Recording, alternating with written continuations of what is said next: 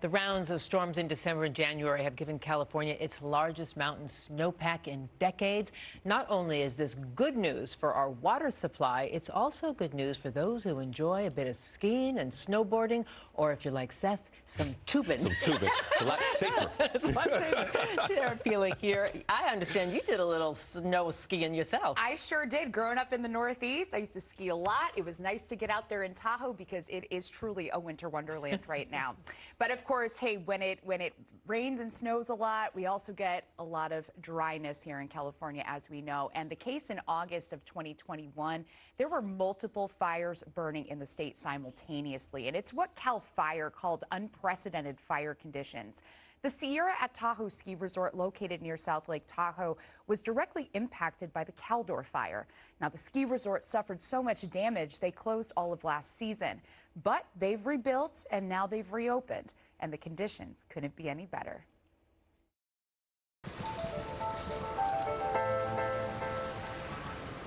The Caldor Fire was one of multiple fires blazing simultaneously in August 2021.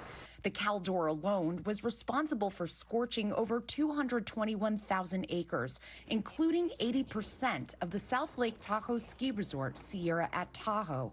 Director of Operations Brian Hickman was devastated. A lot of people that have grown up skiing here, like myself, when they first saw that, like, their hearts sank. They were forced to close all of last season, but now Sierra-At-Tahoe is celebrating their comeback, made extra special thanks to a massive amount of snow.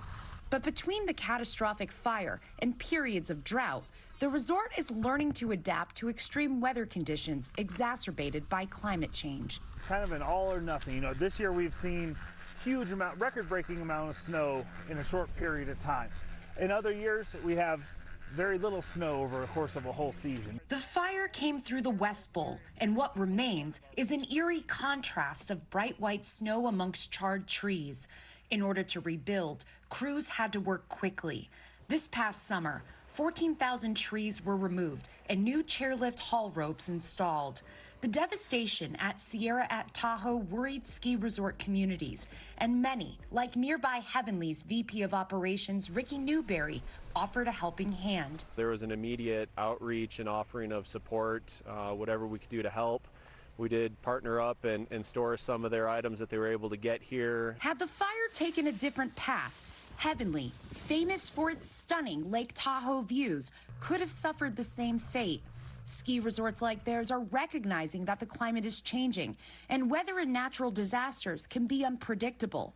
So learning from their neighbors' misfortune, they're making preparations and staying vigilant in their mission to offer winter recreation for generations to come. At the end of the day, ideally, we're in the fun business where we're sliding around on snow, right? So, and it does come with challenges and some of those weather impacts. And then, yeah, we just gotta, we gotta be cautious, we gotta be safe, we gotta be smart. But through everything, Sierra-At-Tahoe has turned their tragedy into triumph.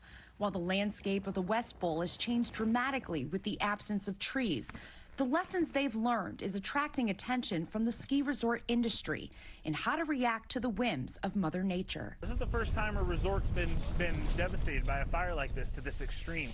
We had a group from the Forest Service here last week, toured them around. And I think a lot of different resorts are looking at what we do and how we overcome this, because we won't be the last, unfortunately. There will certainly be more extreme weather events, natural disasters, and situations that are unforeseen.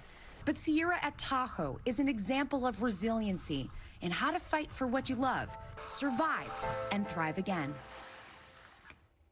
Well, snow measurements completed last week show that the Sierra Nevada snow water content is rivaling the 1982-83 El Nino season, which was the biggest snow year in the past 40 years.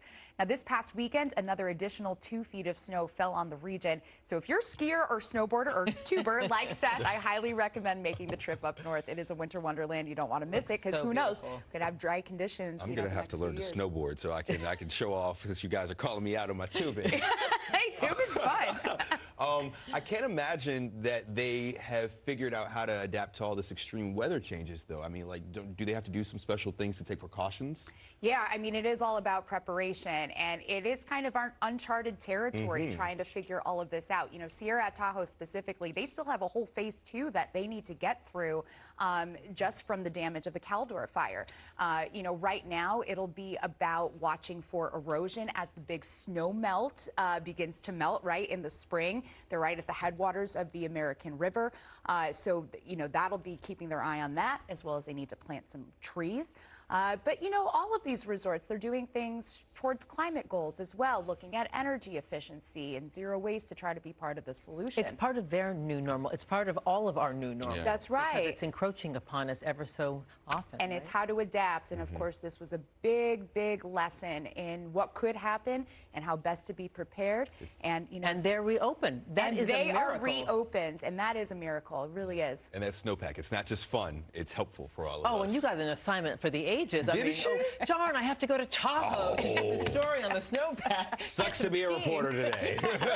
Do what you love and you never feel like you're working a day in your life. Exactly. Thank you so much, Sarah. Exactly. We appreciate you. it.